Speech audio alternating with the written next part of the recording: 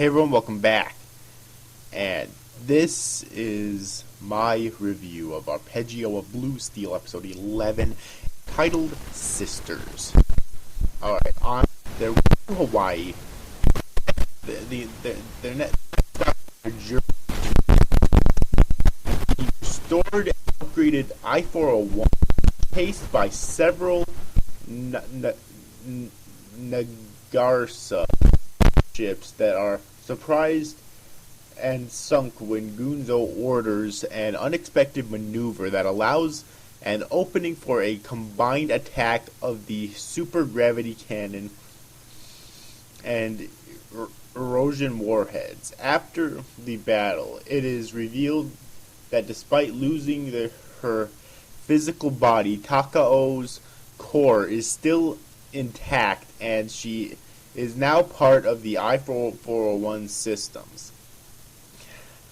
However, knowing that they are still being followed by I-401 and I-402, Gunzo decides to confront both subs at once. Before the battle, Iona's sisters makes contact with her, asking for her true intentions, but she claims it is too difficult to explain with words. Meanwhile, Congo breaks up from confinement and fuses herself with Maya and the other ships around her to confound to their enemies. The I-401 moves forward along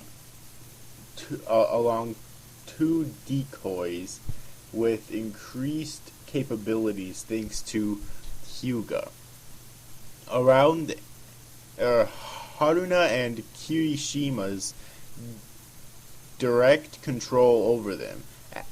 After exchanging some fire, Iona contacts her sisters, asking them to stop pursuing them before it is too late, but they refuse to comply. When I-400 is taken by surprise, I-402 sacrifices itself to protect her sister, a decision that, despite finding illogical, drives her into anger, leading her to fall into a trap set by the decoys and her defeat as well. Despite grieving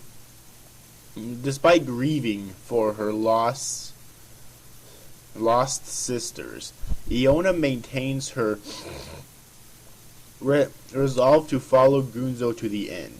The I-401 then continues her course until it approaches by several ships from the American fleet of fog at the front and a massive flying object at the back, composed of several fused ships led by a furious Congo, who claims that no matter the cost, the one who will sink I-401 will be her.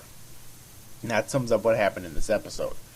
So, now at the beginning of this episode, I was actually a little bit confused, because at the end of the last Gunzo was alive, and so was Iona. All right, but at the beginning of this episode, they were on their ship. They were on their ship in the control room. I don't even remember them being on the ship at the end of the last episode. All right, so that was a little bit of an inconsistency right there that kind of confused me. Plus, like, Gunzo was alive, but he still seemed to be slightly wounded a bit. And I mean, sure, he was still in a cast in this episode, but still, it would have been kind of nice if that would have been explained a little bit more. All right. Also, I didn't expect the 400 and 402 to go out this quickly. I honestly expected them to be in the last episode too, which is next episode. Yeah, I can't believe that the series is almost done already. It's a pretty great series, I think. Alright.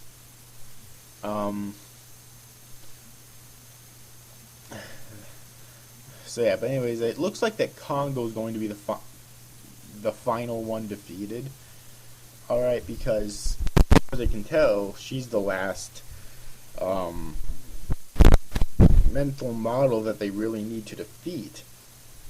Alright, there's still some human enemies, and I don't know if they're going to really end up defeating them or not. If so, then they'll probably have to take that over to a second season, maybe. But, yeah, Kongo's definitely the last mental model that they need to defeat, at least that we've seen. I don't imagine they would introduce a new one that late, though, would they? I mean, who knows? I don't know, but I know that she's the last one that we know of, because Maya's basically gone. 400 and 402 have been defeated, and Iona's obviously always been with Gunzo. Then all the others are with Gunzo now as well, you know, Hyuga, Takao, Haruna, and Haruna's partner, I forget her name. You know, all of them are with Gunzo now. So, really, Congo is the last mental model that they need to defeat. And then that just leaves the human enemies, which again, they might defeat them in the last episode, but I think that would be way too fast paced. There might be a little thing where it said that they were captured and imprisoned or something, which would be interesting. Or they might have a second season where they are the villains, perhaps along with some other mental models thrown in there, which I would love to, as I keep saying, I would love to see a second season of. Alright.